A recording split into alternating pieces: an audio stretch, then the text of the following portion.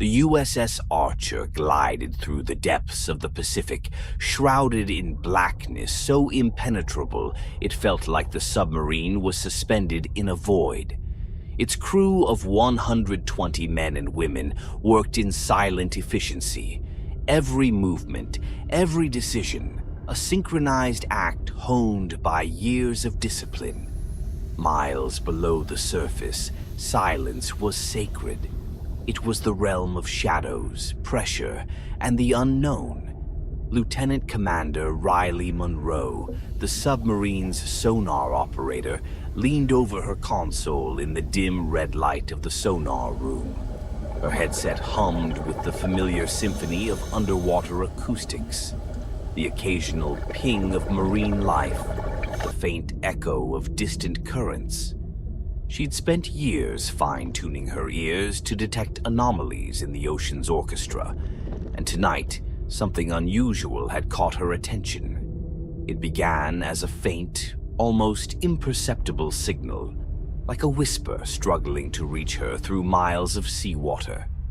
Riley adjusted the dials, filtering out the noise. The sound clarified into a series of structured pings. Her eyes narrowed as the pattern became unmistakable. 3 short pings, 3 long, 3 short. Over and over again. Her blood ran cold. SOS. "Captain," she called, her voice measured but tense. "I'm picking up a distress signal. It's old, sir.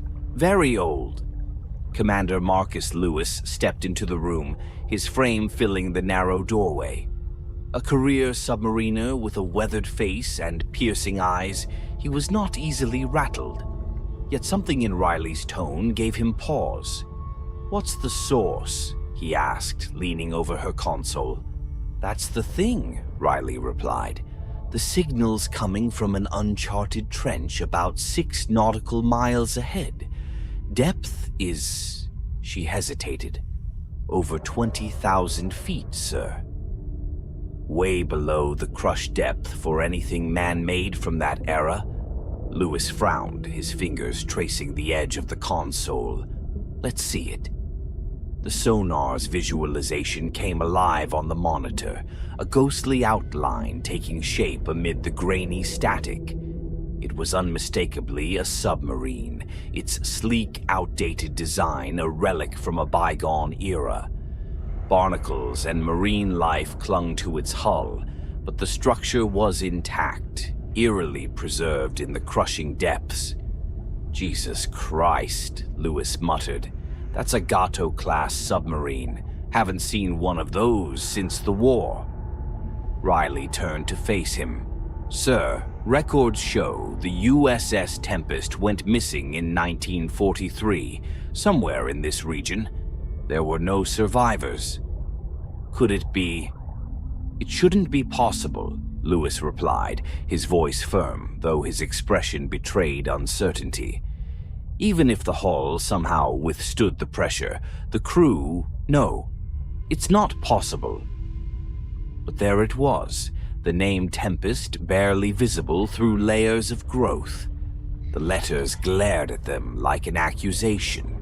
The mood aboard the Archer shifted as the news spread. Conversations grew hushed, glances turned wary. The idea of a 70-year-old submarine resting intact at such depths was unsettling enough, but the fact that it was still transmitting a distress signal sent a chill through the crew. Lewis called an emergency briefing in the control room. The cramped space was filled with tension as officers and specialists crowded around the captain. "We've confirmed the vessel as the USS Tempest," he began, his voice steady despite the unease in the room. "Sonar detected an SOS signal originating from the sub. It's been missing for over 7 decades. He paused, letting the weight of the words settle. "Regulations require us to investigate and report any potential survivors or evidence of foul play. I know how it sounds, but we're going to send a boarding party to assess the situation."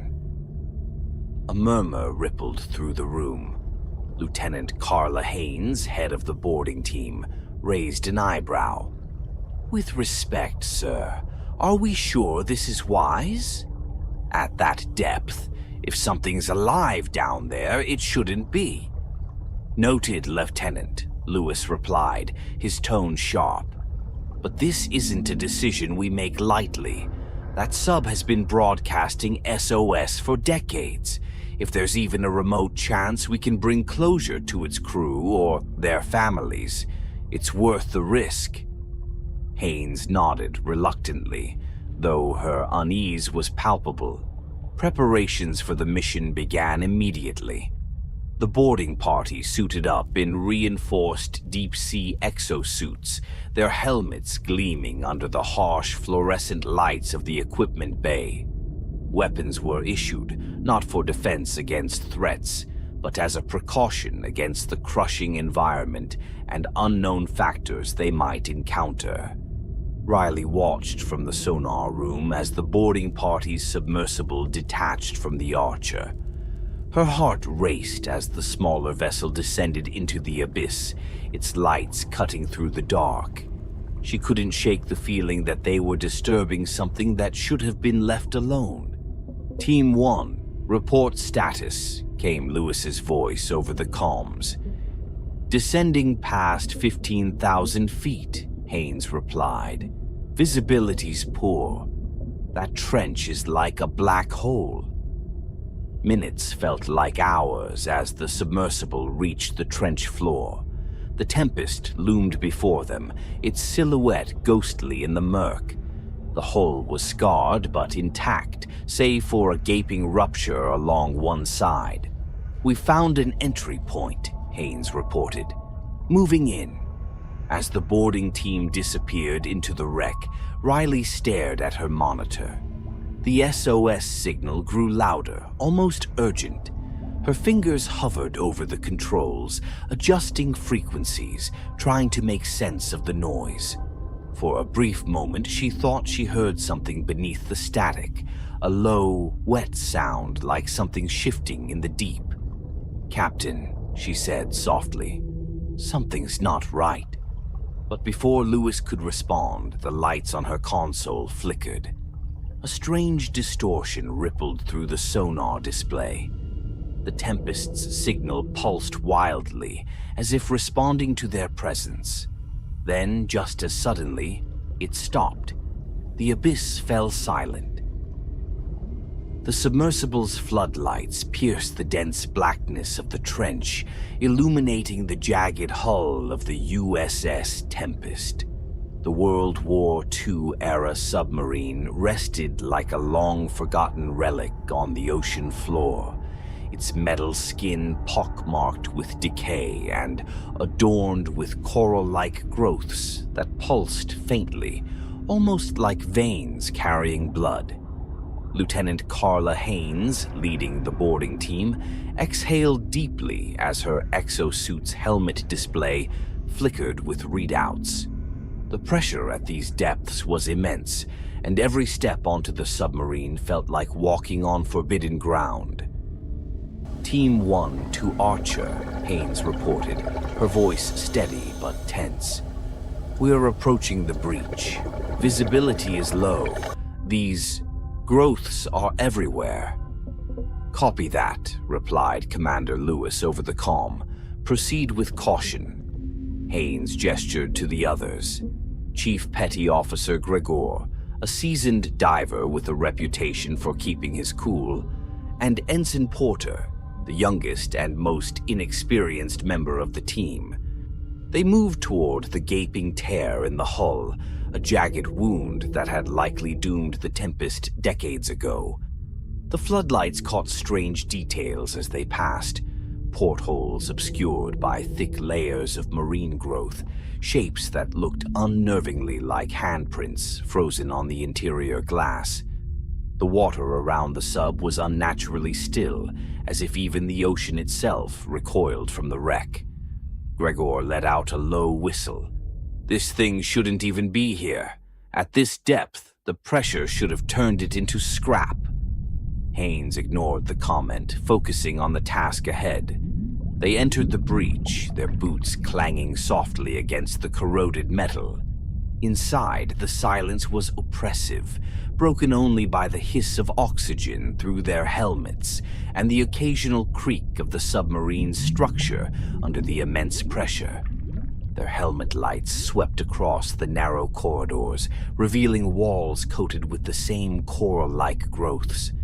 The formations were unlike anything they had ever seen, branching structures that glowed faintly, pulsating in rhythm with a deep, almost imperceptible hum that seemed to come from the heart of the ship.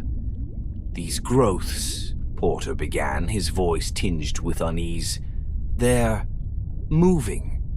"Focus," Haynes snapped. She didn't want to admit it, but Porter was right. The coral seemed to shift imperceptibly, as though reacting to their presence.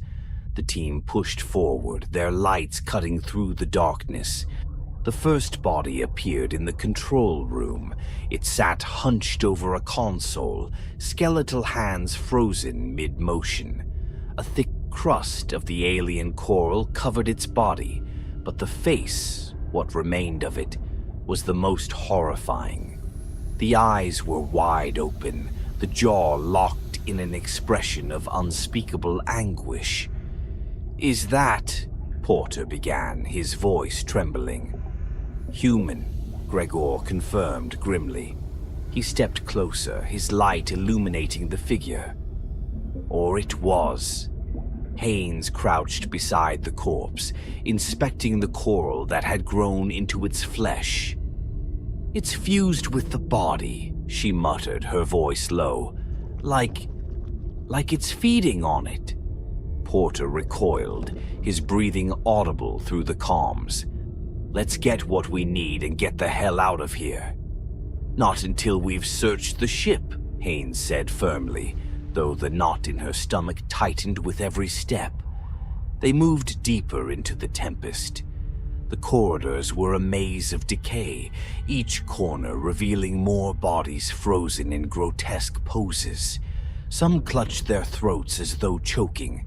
Others were sprawled on the floor, their hands clawing at the walls. The coral covered them all, pulsating faintly as if it were alive. "This doesn't make sense," Gregor muttered. "Whatever happened here, it wasn't quick." The wet sound of something shifting echoed through the corridors. The team froze, their lights sweeping the darkness. "Did you hear that?" Porter whispered. "Stay sharp," Haynes ordered, her weapon at the ready. She felt the hairs on the back of her neck rise. The sound wasn't mechanical. It was organic. They reached the crew quarters, the doors rusted but intact. Inside, they found rows of bunks, each one occupied. The bodies here were in better condition, their uniforms still recognizable beneath the coral. But their faces, each one frozen in the same expression of terror, made the air in Haynes's lungs feel heavier than the ocean above. Porter moved closer to one of the bunks, his light fixed on a crew member's face. "There, still breathing," he said, his voice barely audible. "What are you talking about?" Haynes snapped. "Look," Porter insisted, pointing. "His chest. It's moving." Haynes stepped closer, her heart pounding. He was right. The chest of the figure rose and fell ever so slightly, though the man's eyes remained wide and unblinking, his mouth frozen in a silent scream. "That's impossible," Gregor whispered. "Impossible or not, it's happening," Haynes said, her voice tight. She turned to the others. "This isn't decay, it's something else."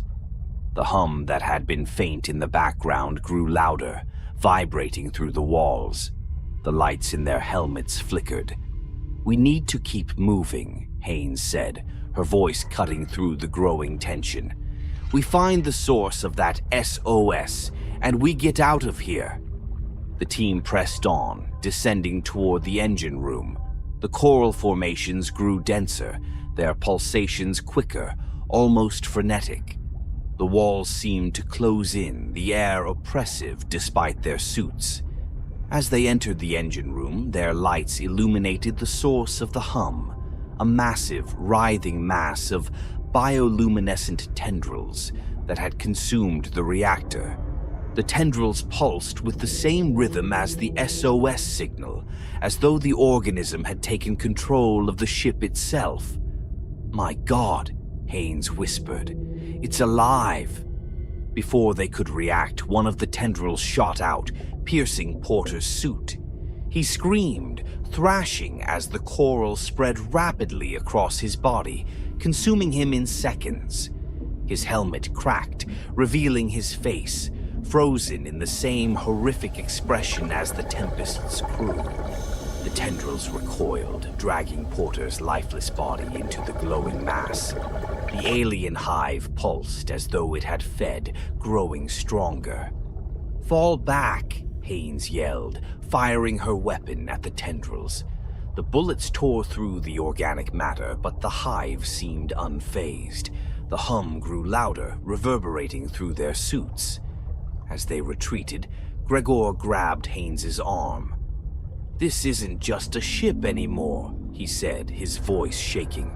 "It's a graveyard, and it's hungry." Haynes didn't reply. She didn't need to. The truth was clear. Whatever had taken root in the Tempest was no longer human, and it wasn't going to let them leave without a fight. Continuation of the story coming soon.